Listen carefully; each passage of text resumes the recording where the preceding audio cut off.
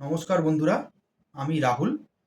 আজকে আপনাদের সাথে যে জিনিসটা নিয়ে আলোচনা করতে এসেছি সেটা হলো, যদি আপনারা কোনো রকম ইনভেস্টমেন্টের কথা ভাবছেন ভবিষ্যতের জন্য, যেমন অনেকে ভবিষ্যতে ইনভেস্টমেন্টের জন্য মিউচুয়াল ফান্ড করে থাকে, কেউ স্টক মার্কেট করে থাকে, কেউ বিভিন্ন রকমভাবে ল্যান্ড বা কোনো ফ্ল্যাটে ইনভেস্ট করে থাকে ভবিষ্যতের জন্য।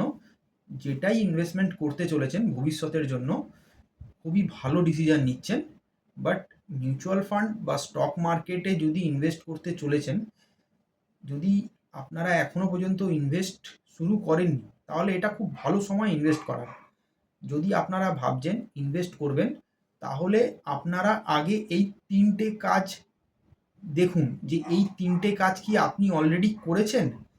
যদি আপনি এই তিনটে কাজ করে থাকেন, তাহলেই কিন্তু আপনি স্টক মার্কেট বা মিউচুয়াল ফান্ডের দিকে মুভ করুন। তা না হলে আরেকটু সময় নিন, আগে এই তিনটে কাজ করুন, এই তিনটে চেক বক্স টিক করুন, তারপরেই আপনারা কিন্তু মিউচুয়াল ফান্ড বা শেয়ার মার্কেটের দিকে মুভ করুন ইনভেস্টমেন্টের জন্য। এই তিনটে কাজ কি সেটা তো এই ভিডিওর মাধ্যমে আমি আপনাদের বলবই। তার আগে একটা জিনিস বলি। সাপোজ করুন আপনারা মিউচুয়াল ফান্ডের মাধ্যমে প্রতি মাসে 5,000 টাকা করে জমা করছেন এবং 5 বছরের মধ্যে আপনি দেখলেন একটা ভালো অ্যামাউন্ট আপনারা সঞ্চয় করতে পেরেছেন। যদি ওই 5,000 টাকাটা প্রতি মাসে ইনভেস্ট করেন এবং ওই টাকা যদি 5 বছরের জন্য 15% গ্রো করে, তাহলে আপনারা লক্ষ্য করবেন আপনারা টোটাল অ্যাকুমুলেট করতে পেরেছেন প্রায় 4.5 লাখ টাকা অ্যাপ্রক্স। এই যে 4.5 লাখ টাকাটা আপনি জমা করলেন, এই 4.5 লাখ টাকাটাকে আপনাকে তো সেভ করতে হবে।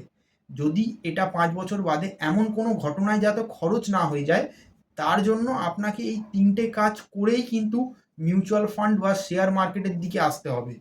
এই যে টাকাটাকে জমা করলেন প্রায় 4.5 লাখ টাকা মতন, এই 4.5 লাখ টাকা যদি আপনি সেভ না করতে পারেন, তাহলে তো আর এটা গ্রো করবে না। যদি আপনাকে খরচা করে দিতে হয়, তাহলে তো আর এটা গ্রো করবে না। তো সেভ করাটাও কিন্তু খুব একটা ইম্পর্টেন্ট জিনিস। এবার আপনি যদি সেভ করেন, তাহলেই তো পরের 4 বছরে গিয়ে এটা 10 লাখের কাছাকাছি হবে। তারপরের 4 বছরে গিয়ে এই 10 লাখ টাকাটাই 20 লাখ টাকা হবে। কিন্তু তার আগে আপনাকে টাকাটাকে সেভ করতে হবে। এই সেভ করার জন্য প্রথম যে জিনিসটা আপনি মিউচুয়াল ফান্ড বা স্টক মার্কেটে ইনভেস্ট করার আগে করবেন, সেটা হলো আপনি আপনার একটা এমার্জেন্সি ফান্ড ক্রিয়েট করবেন। এবার আপনি যদি এমার্জেন্সি ফান্ড না ক্রিয়েট করে স্টক মার্কেট বা মিউচুয়াল ফান্ডে নামেন, তাহলে হঠাৎ করে যদি মার্কেট পড়ে যায় এবং আপনার যদি ওই সময় চাকরিটা চলে যায়, তাহলে কিন্তু আপনি খুব একটা বিপজ্জনক জায়গায় দাঁড়িয়ে থাকবেন। তার মানে প্রথমত আপনাকে তো সারভাইভ করার জন্য টাকার প্রয়োজন। এবারে সচরাচর যেটা অ্যাজ ইউজুয়াল, আপনার প্রথম চোখ যাবে মিউচুয়াল ফান্ডের পয়সায়। আপনি যে টাকাটা ইনভেস্ট করেছেন এবং মার্কেটও ওই সময় পড়ে রয়েছে, তাই আপনাকে লসেই টাকাটা বার করে নিতে হবে। এই ঝুঁকিটা থেকে বাঁচার জন্য আগে আপনারা ফার্স্ট যে কাজটা করবেন, এমার্জেন্সি ফান্ড ক্রিয়েট করবেন। সেকেন্ড, আপনার মিউচুয়াল ফান্ডের পয়সাটা কোথায় আর একটা জায়গায় এমার্জেন্সি পারপাসে খরচা হয়ে যেতে পারে, সেটা হলো মেডিকেলের বিল। বাড়িতে যদি কেউ হসপিটালাইজড হয়ে পড়ে বা আপনারই যদি শরীরটা খারাপ হয়ে যায়, তাহলে কি করবেন? যদি আপনার কাছে হেলথ ইন্স্যুরেন্স না থাকে, তাহলে আপনাকে মিউচুয়াল ফান্ডের টাকাটা বার করেই আপনাকে ট্রিটমেন্ট করাতে হবে।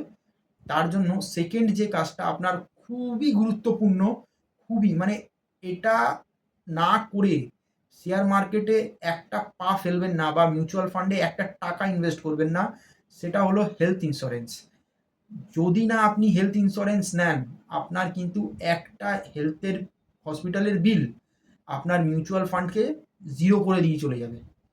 তার জন্য মিউচুয়াল ফান্ডের টাকাটাকে সেভ করার জন্য আপনি সবসময় একটা হেলথ ইন্স্যুরেন্স প্রোটেকশানও নিজের সাথে রাখবেন। অবশ্যই হেলথ ইন্স্যুরেন্স প্রোটেকশানটা যেন আপনার পুরো ফ্যামিলিকে কভার করে। থার্ড যে জিনিসটা আপনি স্টক মার্কেট বা মিউচুয়াল ফান্ডে ইনভেস্ট করার আগে করবেন, সেটা হলো, এই অপশানটা হচ্ছে ডিপেন্ড করবে। ডিপেন্ড মিন্স বলতে চাইছি, যদি দেখেন যে না আপনি আপনার ঘরের একমাত্র আর্নিং পারসন, আপনার আর্নিংয়ের মাধ্যমেই এই পরিবারটা ভালো করে চলছে, তাহলে অবশ্যই নিজের একটা ইন্স্যুরেন্স করাবেন, লাইফ ইন্স্যুরেন্স করাবেন। লাইফ ইন্স্যুরেন্সের ক্ষেত্রে বারবার বলেছি, সবাইকে বলে থাকি, মানে ওই ইন্স্যুরেন্সটা করাবেন যেটা আপনার ডেথকে কভার করবে, আর সেটা একমাত্র একটাই ইন্স্যুরেন্স করে থাকে, সেটা হলো টার্ম ইন্স্যুরেন্স। টার্ম ইন্স্যুরেন্স করার পরেই আপনি কিন্তু মিউচুয়াল ফান্ড বা ইনভেস্টমেন্টের মার্কেটে পা রাখবেন, তার আগে কিন্তু নয়। হ্যাঁ, এই পয়েন্টটা ভ্যারি করে যাবে। এবার আপনি যদি আপনার পরিবারের সেকেন্ড আর্নিং পার্সন হন, তাহলে এই পয়েন্টটা আপনি স্কিপও করে যেতে পারেন। বাট তবুও আমি প্রত্যেকটা আর্নিং পার্সনের ক্ষেত্রে এই কথাটা বলে থাকি, প্রত্যেক মানুষের একটা লাইফ কভার কিন্তু থাকা মাস্ট। আপনারা ফোন কেনেন, ফোনের ইন্স্যুরেন্স করান, গাড়ি কেনেন, গাড়ির ইন্স্যুরেন্স করান, আপনারা কোনো একটা অ্যাসেট কেনেন, তার ইন্স্যুরেন্স করান। মানে যে জিনিসটা আপনি দুবার কিনতে পারবেন, সেই জিনিসটার আপনারা কিন্তু ইন্স্যুরেন্স করান। কিন্তু জীবন মানুষের কাছে একবারই আসে, আপনারা কিন্তু এর ইন্স্যুরেন্সটা করান না। আপনি যদি না থাকেন, তাহলে আপনার পরিবারটাকে দেখবে কে? আর মিউচুয়াল ফান্ডে তো মানে ৫ বছর বা ১০ বছরে ওয়েলথ ক্রিয়েট হয়ে যায় না। মিউচুয়াল ফান্ডে ওয়েলথ ক্রিয়েট করতে সময় লাগে, মিনিমাম ১৫-২০ বছর তো দিতে হবে আপনাকে। এবার ওই টাকাটা যাতে আপনার পরিবার গ্রো করাতে পারে, তার জন্য আপনাকে একটা হেলথ ইন্স্যুরেন্স নিতে হবে। এই হেলথ ইন্স্যুরেন্স ছাড়া আপনি মিউচুয়াল ফান্ডের বাজারে আসবেন না। তাহলে সাম আপ করি ভিডিওটাকে। সবসময় চেষ্টা করবেন এমার্জেন্সি ফান্ড ক্রিয়েট করার, মিউচুয়াল ফান্ড বা স্টক মার্কেটে ইনভেস্ট করার আগে। সেকেন্ড, একটা হেলথ ইন্স্যুরেন্স নেওয়ার চেষ্টা করবেন। হেলথ ইন্স্যুরেন্স ছাড়া আপনি স্টক মার্কেটের দুনিয়ায় একদমই পা রাখবেন না, মানে রাখাটা পাপ বলবো। আর থার্ড, নিজের জন্য একটা লাইফ ইন্স্যুরেন্স পলিসি নেবেন। এই ৩টে জিনিস নেওয়ার পরেই আপনারা কিন্তু মিউচুয়াল ফান্ড বা স্টক মার্কেটের দুনিয়াতে ইনভেস্ট শুরু করুন। নমস্কার। আশা করি আপনাদের এই ভিডিওটা ভালো লাগলো।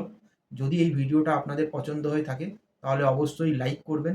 যদি চ্যানেলটি পছন্দ হয়, তাহলে চ্যানেলটিকে সাবস্ক্রাইব করবেন। নমস্কার।